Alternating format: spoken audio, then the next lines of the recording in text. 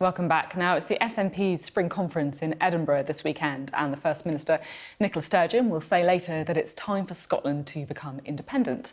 Well, the SNP's leader in Westminster, Ian Blackford, has taken a break from his speech prep to talk to us this morning. Thank you very much for being on the programme today. So we're happy to be with you. We're expecting to hear from Nicola Sturgeon later, talking about the reasons that she thinks there needs to be another Scottish independence referendum. Are you worried that some people will think that you should be focusing on some of the really crucial and critical issues in Scotland domestically, rather than pushing for independence at this time? Well, you know, the SNP has been in government in Edinburgh since 2007, to 12 years, and if you look at what's happening, you look at many of the polls that have come out over the course of the last few days and the popularity of the SNP, or indeed of the attractions for independence, I think you can see that there is a wide demonstration of public support for what the SNP is doing. And I think there's a very sharp contrast with the chaos that you see at Westminster of a government that's not working for anybody and certainly not working for the benefit of the people of Scotland. And here we have an SNP government that is getting on with the day job. You were talking earlier about climate change, but of course we've got world-leading climate change targets here in Scotland. We're prepared to go further. But I think in all these key issues, what we've done is we've shown leadership. And I have to say this, Sophie, we're now 20 years on from devolution. 20 years, Scotland has changed dramatically. And I think our message to the people of Scotland is, you like what we've delivered on education and on health. The fact that we don't have tuition fees in Scotland is another clear example.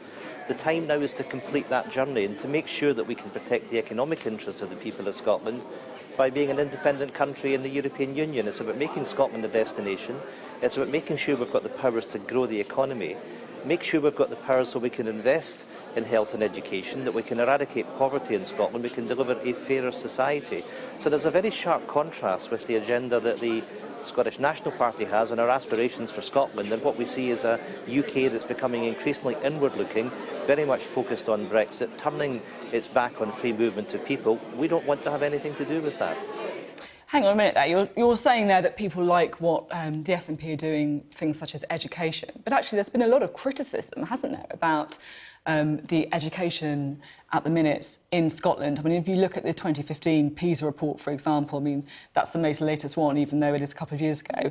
Scottish schools recording their worst ever performance, scores for maths, reading and science all declining. I mean, it's not as if it's a really rosy picture on education, is it? No, I think there's a lot of change in education, but I think the harsh reality is, and John Swinney, who is our Education Secretary, gave an outstanding speech yesterday about how we're closing the attainment gap, how people from poorer backgrounds are having increasing chances of going on to university. University places for Scottish students has increased dramatically over the course of the last 10-year period. There is, I mean, we're very serious about closing that attainment gap. That is working, and we'll continue that progress over the course of the next few years. I think we've actually got a very proud record when it comes to educational attainment.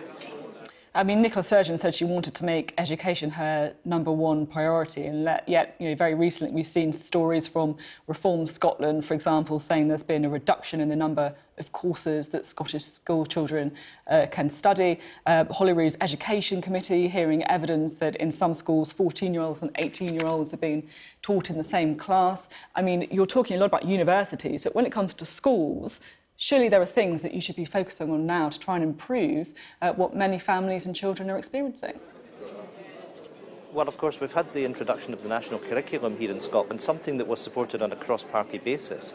And what we're seeking to do is to make sure that we're preparing young people for life after school. And as a very key element of that is the increased depth that we're seeing in the subjects that Scottish school children are learning. So, of course, I think it's more important to make sure that the quality and the value of that education improves. That's very much what is happening. The Scottish Government wants to make sure that there's enough depth and breadth in the curriculum which has been offered to young people, and we're making very clear that that is our priority. OK. Now, we know, of course, that Nicola Sturgeon talking later about the reasons for another independence referendum. You mentioned a little bit earlier in the interview some of the polling, which has shown a slight increase for support for another referendum. But at the same time, it's not exactly a decisive surge. I mean, the YouGov Times poll, for example, support for Scotland leaving up to 49%. It's still not over that 50% barrier, is it?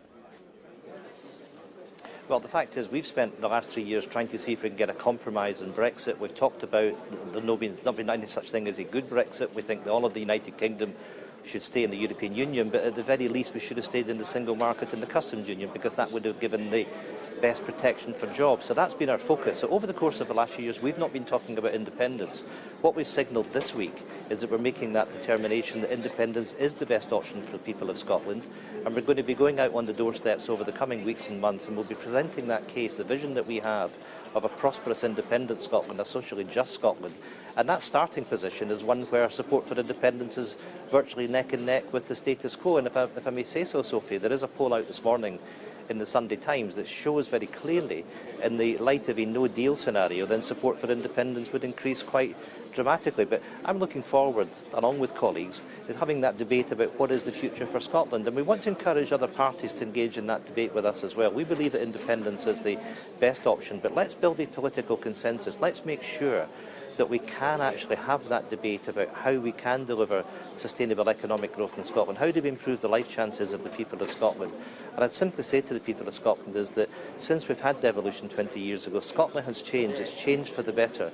We need to make sure that we are that destination in Europe, that we do have access to free movement of people. That's so critical if we're to grow the Scottish economy. If we don't have that, then we won't have that ability to deliver sustainable economic growth to the extent that we want. And there's a sharp contrast of the immigration policies which are being pursued by the Conservative government, and that openness, that desire to make sure that people can come and live and work and be part of Scotland's story, and indeed that opportunity that we should have as a right to live and work in 28 EU member states as well. So there's a very sharp divide in terms of what we see as that positive message that we're delivering, and contrasting that with a UK which is turning inwards on itself. I actually quite firmly believe that when we have that debate with the people of Scotland, support for independence will rise markedly. We will complete that journey to independence. Scotland will become an independent country, and I'd simply say to Westminster that you have to respect that when the SNP won the election to the Scottish Parliament in 2016, it was with a manifesto commitment that if there was a material change in circumstances, that we had to have that right to have that referendum. The people of Scotland are sovereign and should be able to determine their own future, and Westminster should listen to that. The way, though, to stop a no-deal Brexit from happening is to effectively sign up to some kind of deal. And what's been pretty clear from the votes that have been held in the House of Commons is the thing that seems to be the most likely path to building a majority is a customs union. I mean, last time it failed by just 8 votes, so why didn't the SNP back that?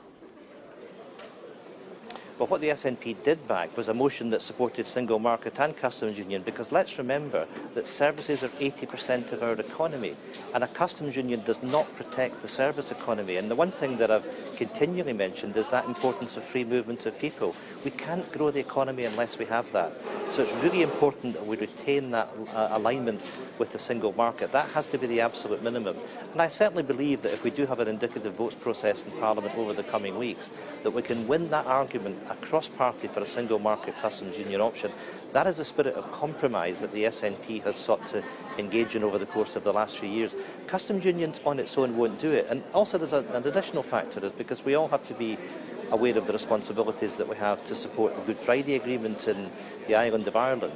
And a customs union arrangement in itself wouldn't solve the border issues that are so important and so integral to the Good Friday Agreement. So, just to be clear, there are no circumstances that the SNP would back the customs union idea that has been put forward?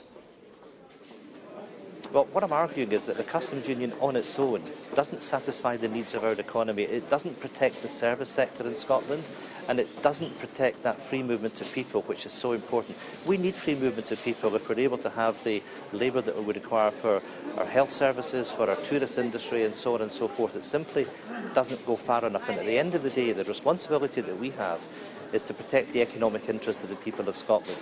That is why you need to have that partnership as an absolute minimum of membership of the single market and the customs union. It's the only way that we can do that. That is the least worst option of Brexit. There is no such thing as a good Brexit. Brexit is going to cost jobs.